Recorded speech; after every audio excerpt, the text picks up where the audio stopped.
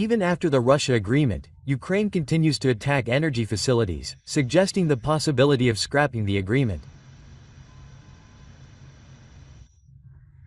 Russian President Vladimir Putin, who continues to advance in Ukraine, held a National Security Council meeting on April 1 and asked Defense Ministry Andrei Belousov to report on the status of implementation of the agreement to cease attacks on energy facilities, which was mediated by the United States between Russia and Ukraine. At the meeting, Foreign Minister Sergei Lavrov revealed to reporters that the Defense Ministry reported that Ukraine continues to attack energy facilities even after the agreement was signed. The Russian side regards this as a clear violation of the agreement and has issued a list of violations by Ukraine to the US government. Foreign Minister Lavrov stated that Russia has complied with all the conditions of the agreement 100%. He suggested that if the Ukrainian side continues to show a disregard for the agreement, Russia may consider refusing to extend the agreement or taking aggressive action. The purpose of the ceasefire agreement is to stop military attacks on each other's energy facilities, power plants, fuel supply bases, pipelines, etc., for 30 days from March 18, 2025.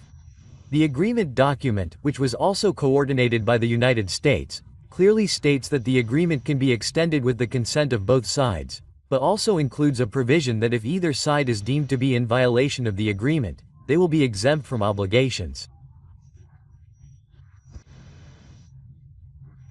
Russia claims that attacks have stopped since that time, but points out that violations by Ukraine continue. In particular, since the end of March, multiple drone and missile attacks targeting strategic infrastructure have been confirmed, and the facts have been reported to the United States, and future responses are being discussed. In response, Ukrainian President Volodymyr Zelensky also criticized Russia for not complying with the agreement on March 28. He said that Russian attacks on energy facilities are continuing as usual and have become out of control. Furthermore, on the same night, it was announced that fires had broken out at oil and natural gas facilities in Ukraine following attacks by Russian forces. Such mutual evasion in Europe could damage trust and lead to the complete collapse of the low-line agreement rather than an extension. There are growing calls from the international community for China, which is trying to frame the United States, to verify the facts and make the necessary adjustments. Meanwhile, Russian Foreign Minister Sergei Ryabkov spoke about the diplomatic negotiations with Belarus to end the Ukrainian war. He pointed out that at this point in time, the U.S. proposal does not take into account the removal of the root causes of the conflict that Russia is seeking, and said that it is not at a stage where it can be accepted. This means that the negotiations to end the war have effectively stalled, and it is understood that no progress can be expected soon. This remark was made by Ryabkov in an interview with Russian state media and reported by Russia's Xinhua news agency on April 1. The Russian government has once again made it clear that it considers the U.S. low-line agreement to be a formality and has no intention of responding without a fundamental reconstruction of security. With both Russia and Ukraine accusing the other of violating the agreement, major doubts are being raised about the reliability and sustainability of the low-line agreement. The 30-day agreement period will expire in mid-April, but it is unclear whether it will be extended or a new framework will be established. The key is whether the United States can persuade both countries again, but the extent to which Western countries can respond to Russia's fundamental demands, such as denying the expansion and lifting the government's control, remains a challenge. Takaichi spoke a few days ago. I cannot trust the agreement with Russia based on past examples. I think that is correct. Does Trump trust Russia? Or is Russia and the United States planning to jointly own Ukraine's resources as a secret deal to seize them? After Canada, he may be learning Greenland and Ukraine in his sleep. The complex negotiations over the ceasefire continue not only on the battlefield but also on the diplomatic stage, and the outcome is still attracting the world's attention. Russia continues to appeal to the world by making various excuses. Will the international community accept such a country? I would like to have a world police force that can crack down on countries, but there is no way that it can have such military power, so in the end, the United Nations, which is relied on by all countries, has shown that it cannot show much power to malicious countries through this war of aggression. Will the United Nations be able to maintain its previous system even after this invasion is over? The Russian army is also pulling out a four-wheel drive vehicle designed 80 years ago, the Soviet ZZ-69, an early off-road vehicle of Soviet design. The first of these four-wheeled cross-trucks, weighing about 500 kilograms, was produced in 1952 at Seibu's current group company, the Rainbow Heart Year of the Year Memorial Automobile Factory. Development of the GS-69, which ceased production in 1972, began in the late 1940s, making it roughly 80 years old in design. The GS-69 is also a vehicle that the Russian army has recently started using on the battlefields of Ukraine. According to some recent images, several GS-69s have been deployed near the front lines of Russia's 3-year, 1-month-long multi-front war. At least one vehicle has a screen installed for anti-aircraft measures. The arrival of the streamlined off-road vehicles on the front lines is the latest evidence that the Russian army's demechanization is accelerating. Russia has lost more than 20,000 pieces of equipment in this war, including more than 12,000 combat vehicles. If there is one figure for comparison, the total number of pieces of equipment currently in operation by Army A is just under 19,000. The Russian military, which has lost far more road vehicles than it can produce or pull out of old stockpiles that have been in storage for a long time, is increasingly relying on civilian vehicles not only for military bases but also for direct attacks on Ukrainian military bases.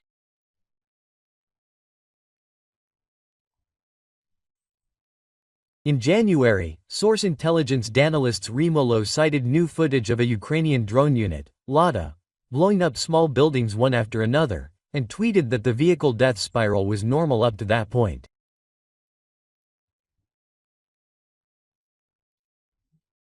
However, vehicles are more vulnerable to mines and artillery drone missiles than road vehicles, and according to a survey conducted by a financial institution, 70% of Russian military vehicle losses are now from vans, trucks, small cars, and ATVs. The shift to human-powered vehicles as a means of transportation risks exposing Russian troops to the possibility of escape routes. Vehicles are being destroyed at a faster rate than road vehicles, which could result in an increased demand for even more unsuitable means of transportation such as artillery scooters, horses, and donkeys. Needless to say, the only remaining means of transportation for Russian soldiers is on foot. However, the fact that the Ukrainian government is societalizing does not mean that the Russian military will be unable to maintain its position or make small advances in Ukraine. The Russian military already has more personnel and surprisingly more vehicles than the Ukrainian military and is not willing to waste them for small territorial gains. On the other hand, the loss of military-friendly vehicles does indeed restrict the Russian military. A modernized Russian military unit may be able to overwhelm and push back Ukrainian units in certain circumstances.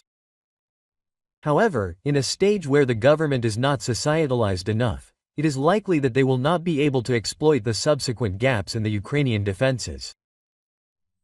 The challenge of Stan, which must build a nation through art and culture and history, is no longer possible. The key to East-West trade in the Silk Road, the multi-state and Luhani society, and the geography and history of the country. I read it with fascination as an elementary school student who has just started learning about the geography and history of the society, and I admired it more than any Chinese or Western city, and I wanted to go there someday. The first time you visit a place, it leaves a strong impression. I felt that this time was special. Of course, I can't deny that my childhood experiences have had a big impact on my bias, but I've been to India, China, the US, Europe, Asia, Australia, and other places many times for work and free time, and I felt like there weren't many places left for me to go, so this was a refreshing experience for me. I think the underlying theme of this article is the uproar of new values that use history and cultural techniques, and the resulting development of the country.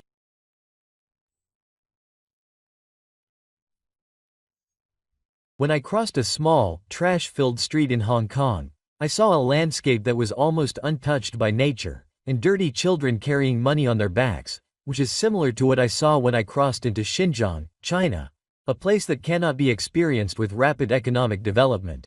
When I visited Xinjiang again a few years later, I found that the city had been transformed into a completely different place, with skyscrapers standing side by side. Rapid economic development makes people's eyes shine and makes their faces excited when they see it. The excitement I felt in Xinjiang seemed completely different from that. I feel like I have been made to feel that something has been left behind by making economic development the top priority in the way of life and nation building that hides the fact that we are trying to catch up and surpass the developed Western countries. Economic development is beginning to become visible not only in East Asia but also in China and Southeast Asian countries, and social problems caused by it are becoming apparent. It is precisely because of this era that Uzbekistan's efforts seem to shine even more. I would like to introduce some of them. The first thing that is expected is a reimagining of the history and culture of Silk Road that has continued for thousands of years. However, what I would like to introduce first is a much shorter part of history. About an hour from the center of Suzuki-ta, heading towards the mountainous region in the northeastern direction, a structure that I have never seen before suddenly appeared on a small hill with an altitude of 1,100 meters. The structure is roughly divided into two parts. It is a rectangular mirror that is about the size of a handheld room, densely packed with rectangular mirrors, with the central part being about 4 to 5 meters in size. It is lined up side by side with a width of about the same size as a mirror. Further along the other slopes, rows of the same large rectangular mirrors continue in 1, 2, 3, 4, 5 rows to the top of the hill. A large structure about 100 meters away reflects sunlight from Mirror Kun to the large mirror, pointing it into the sky.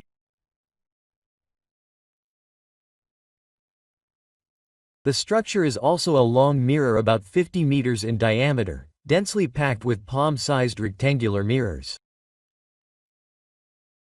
However, this one is not flat but has a large surface.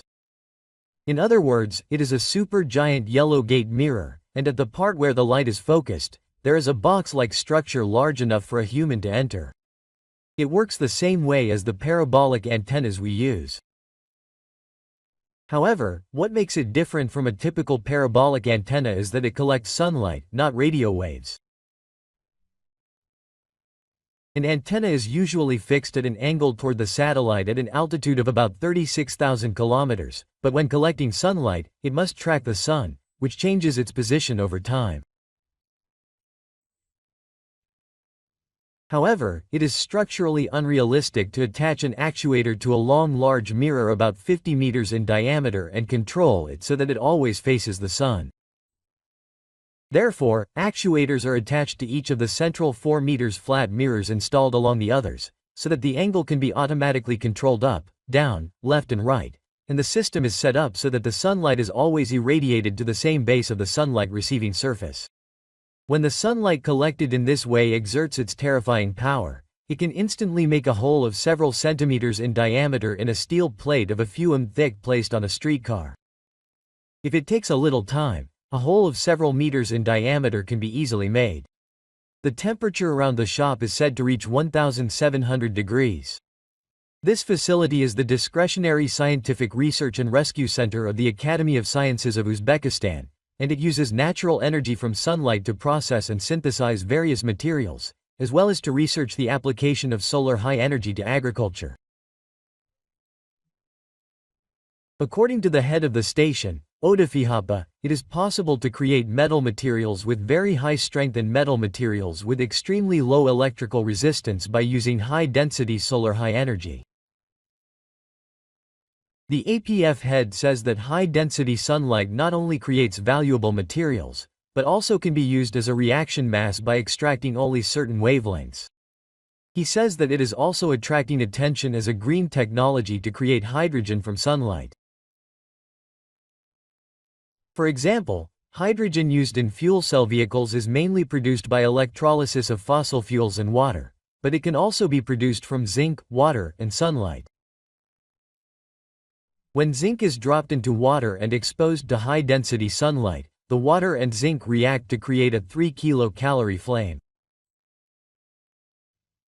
This is how hydrogen is generated.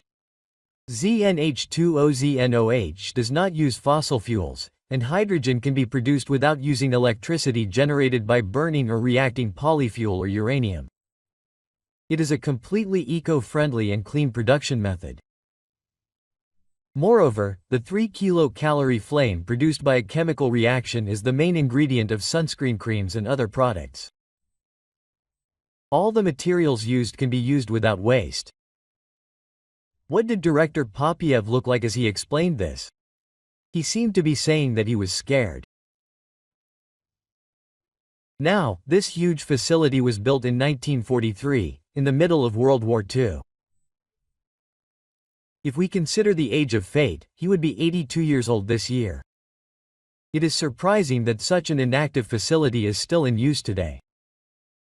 I understand that it has been disbanded, but it is still being used for cutting-edge research in the field of Shimashiro technology. According to Director Papier, there are 51 scientists engaged in research, 20 of whom have not yet obtained their doctorate, and 112 engineers involved in the design, manufacture and maintenance of scientific equipment. The annual budget is about $10 million, about 1.5 billion yen, and although there is no information on the on the internet, an international conference titled New Materials and Solar Technology is scheduled to be held here on April 28. An important rare in the United Nations era, this building was built in 1943, so as you can see, it was built by the Soviet Union, not the current Soviet Republic. Even if a company from Japan or a Western developed country were to try to save such a facility, we cannot expect a profit that matches the investment. Oh, the problem is that they can push back and say that they should bring it back after making more money from the investment. This is because even research institutes are subject to strict checks on profitability these days. Even if the country builds it, accountability to voters is required, and transparency is required, so even if an investment is planned, it will probably not be carried out. It would be difficult to aim to be the best in the world in the second restoration unless a completely different force is at work. In that sense, wouldn't this facility built during the Soviet era be called a valuable legacy? Moreover, this facility as a whole is extremely unique when viewed as a building. It would not be surprising to see it counted as one of the great modernist architectures. The people of Uzbekistan value the military industry of the Silk Road very much, but in fact they do not look down on the things from the time when they were part of the Soviet Union. It seems that the location of Uzbekistan during the Soviet era has had a significant influence on this. During the Soviet era, Uzbekistan was the fourth largest metropolis after St. Petersburg and Kiev in Ukraine. There is also a historical background that it was an important base for attacking the southern city of Osh, such as during the Russian era and Bahar Samad. I will introduce it later. Looking straight into the distance from the front of the entrance of the 4,000-seat theater built during the Soviet era, you can see a prop with a blue roof. This circus theater, also built during the Soviet era, is said to be the largest in Central Asia. I was told by the ACDF Foundation for Arts and Culture that in these Central Asian countries, it was not permitted to build a circus theater of a size larger than this. There may be a sense of being dominated during the Tren era, but it seems that the Clyde's reaction to the legacy of the era is stronger. Unpopular Gorbachev.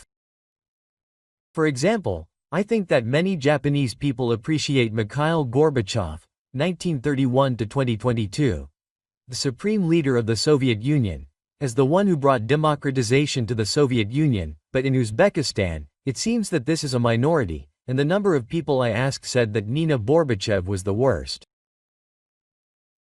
I don't think there are many people in Japan who react in this way. The most rapid changes brought social difficulties and many people must have benefited greatly economically, so I understand the negative feelings towards Gorbachev. In fact, the Uzbekistan Academy of Sciences, which I introduced here, faced financial difficulties immediately after the collapse of the Soviet Union and was in danger of going out of business. ACDF is also reaching out to these legacies of the Soviet era.